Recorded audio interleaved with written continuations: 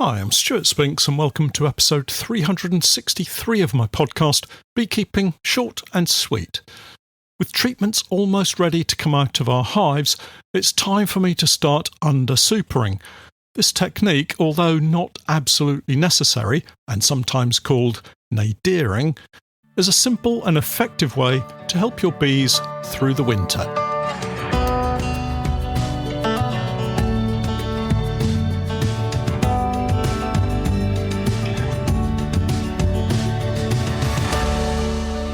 Beekeeping Short and Sweet, a beekeeping podcast for the inquisitive beekeeper with a short attention span. A beekeeper, in fact, just like me.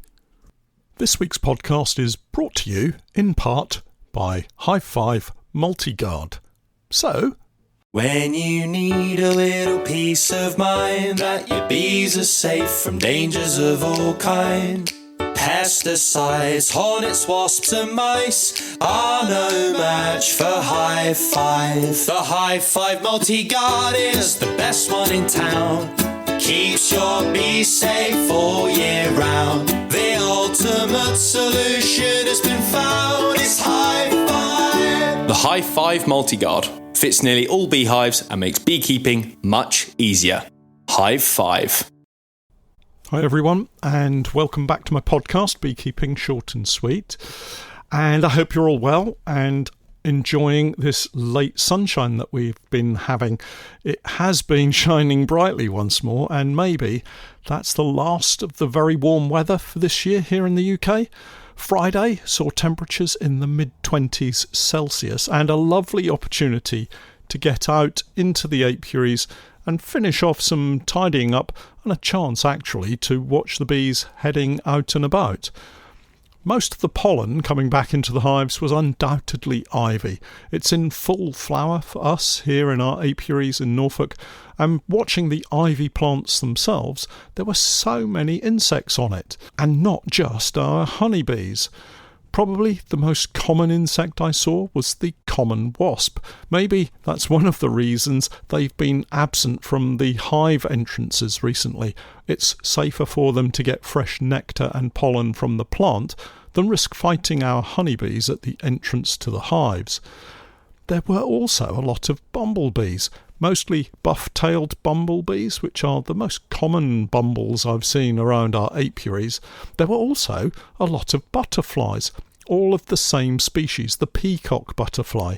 Interestingly, they all looked in perfect condition, almost as if they'd been freshly painted prior to visiting the ivy. I'm guessing they're filling up on food supplies before heading off to hibernate before the really cold weather begins. I found a peacock butterfly hibernating in our garage at home last winter and watched it closely all the way through to the spring before seeing it come back to life and head off out of the garage door and up into the sky. Meanwhile, back in the apiary, I had a couple of jobs to complete. Everything here is slowing down now.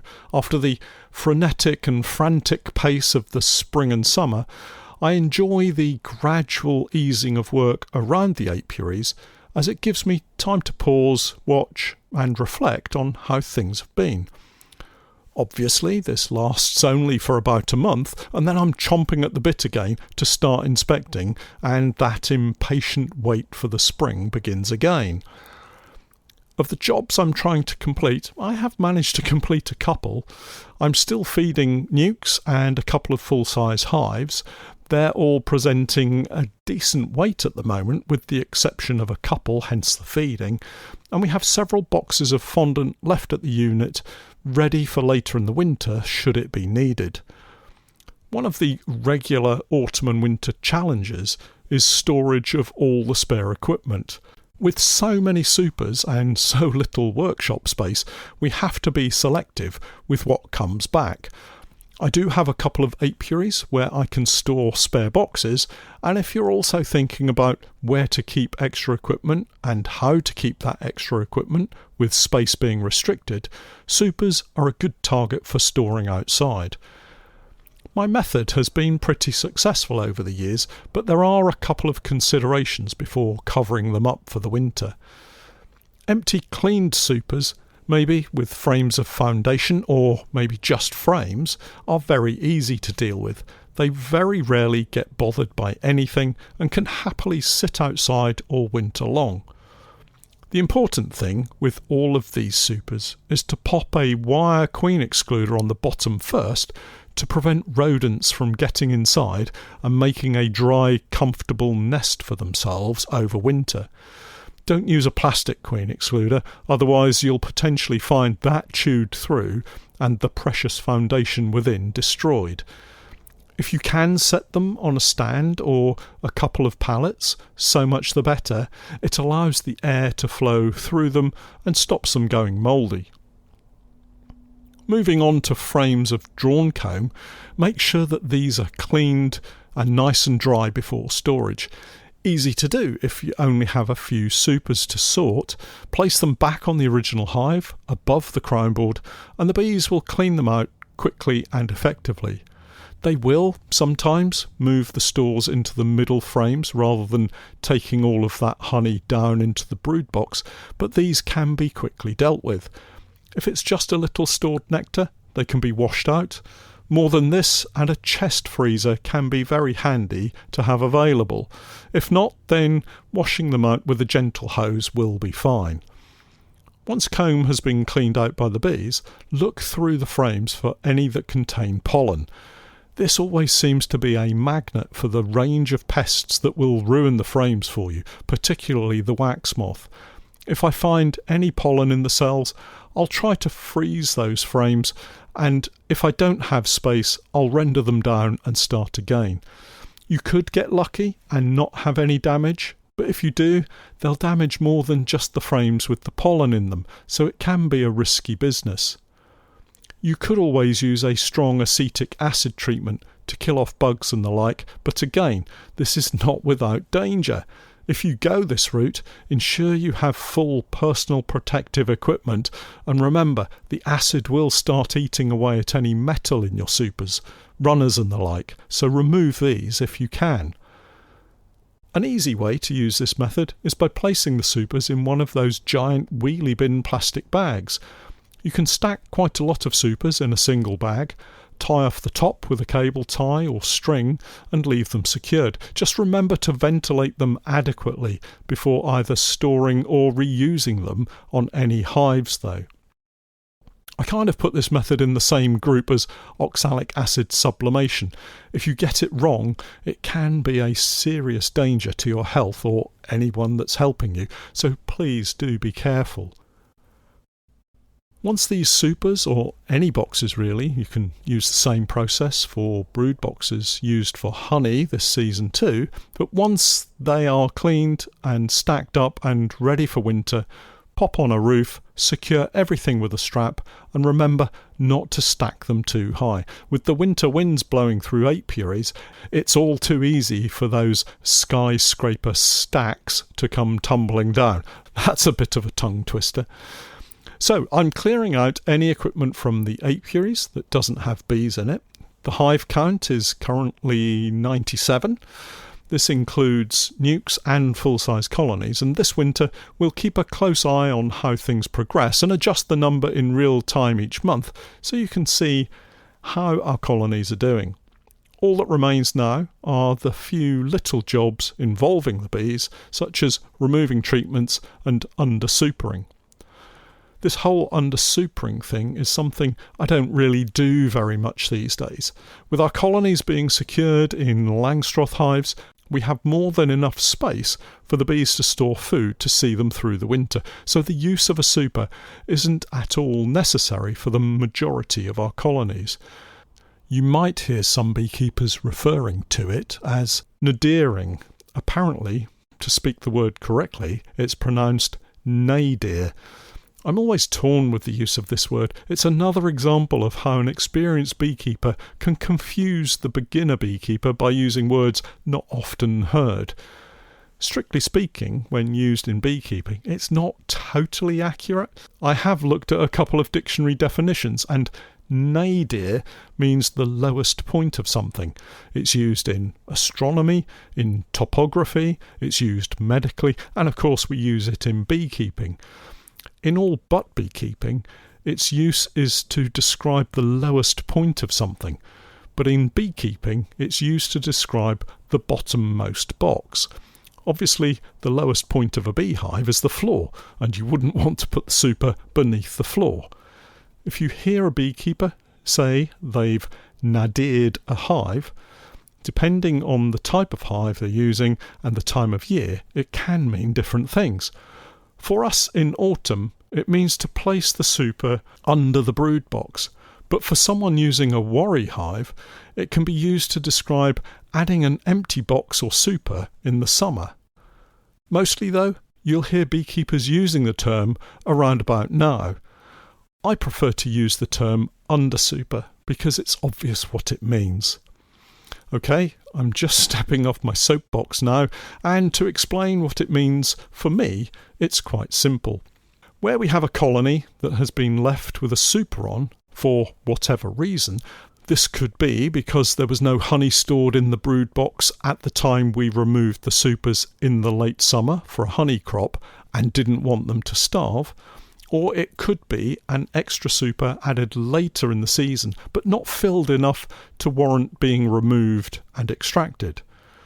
But where we have this super left on a hive, it gives us an opportunity to move it below the brood box, and I think it gives a couple of benefits. Obviously, it does give them food. And just to put this into perspective, out of all of the honey production colonies from this summer, that's around 30 colonies, only 4 or 5 had supers left on them. The benefits as I see them for our bees are these. First off, if the colony had no food in the brood box, I'm actually going to kill them if I remove that super, so it has to stay on the hive. With some colonies these days producing so much brood through the late spring and summer, it is easily possible, particularly for those beekeepers using hive types with smaller capacities in the brood box, to run out of space for food, with so many cells being filled with brood. Leaving a super on the hive gives them the food stores they need, and once capped, tends not to be used unless absolutely necessary. So why move this super beneath the brood box?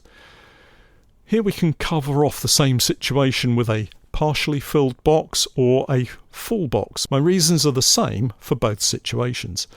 I like to move these supers beneath the brood box for one very specific reason, and that's because heat rises. It's really as simple as that. By placing the super beneath the brood box, I'm raising the brood nest area to the highest point in the hive that I can get it. So we have the following setup. A stand or pallet or however you have your hive set up, but please, not on a cold floor for the winter. On the stand, we have the floor, then the super, be it full of food or partially filled. Next, we have the brood box. Here, you'll notice I've not mentioned the queen excluder. We're not leaving the queen excluder on the hive, but removing it for cleaning.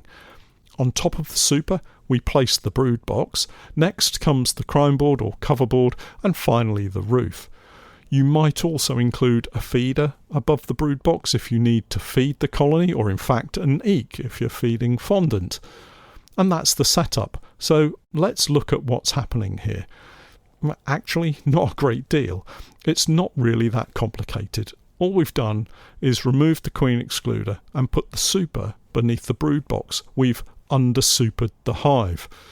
The result of this is that the position of the brood nest is now several inches higher than it was before. This means that any warm air is held in the brood box rather than the super, which was previously above the brood box.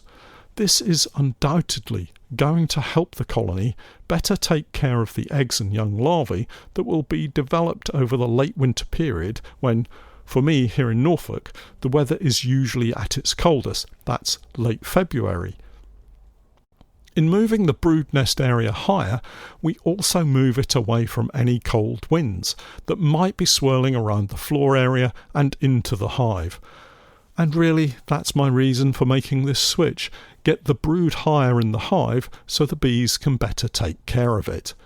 One of the most often raised questions or concerns I get is what to do in the spring because of the fear of the queen moving down into the super and laying eggs in the cells that are intended for honey production. I honestly can't remember more than once or twice that this has happened to me.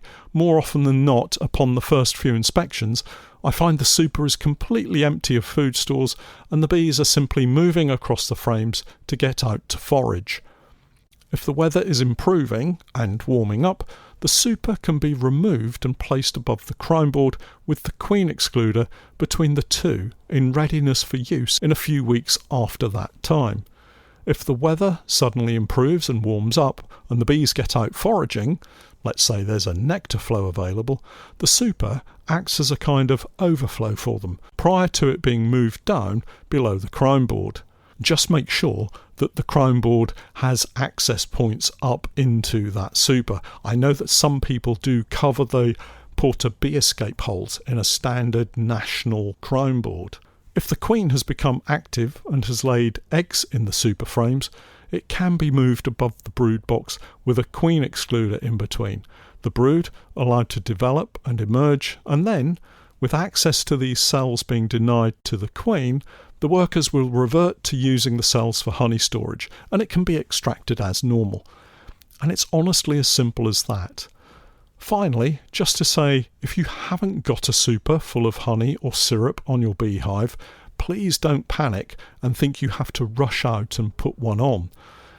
This process works well if the super is added in August or early September, particularly if you have a super with drawn comb. If you haven't done this, then please don't worry. You can supplement any colony that you feel needs it by adding fondant where necessary later in the winter by using an eek or a super or a feeder at that time. Please don't fret if you're new to beekeeping and think that somehow you've messed up. You haven't. If you're still concerned, drop me a message, and if you have any issues or questions, I'll do my best to help out. Well, that's it for this week. For all of you who haven't yet signed up to my Patreon page, I, together with Steph, have been creating beekeeping content for many years now. And if you're looking for some straightforward, down-to-earth tips and techniques, help and advice, then do take a look at my Patreon page. We have over 1,600 individual beekeeping posts, videos and podcasts filled with useful and timely help and advice. My approach is pragmatic and calm, sometimes entertaining, but always with help and support for beekeepers at the heart of what I do. I keep my videos short and concise wherever possible. No waffle, no flannel, just honest beekeeping advice from years of keeping bees.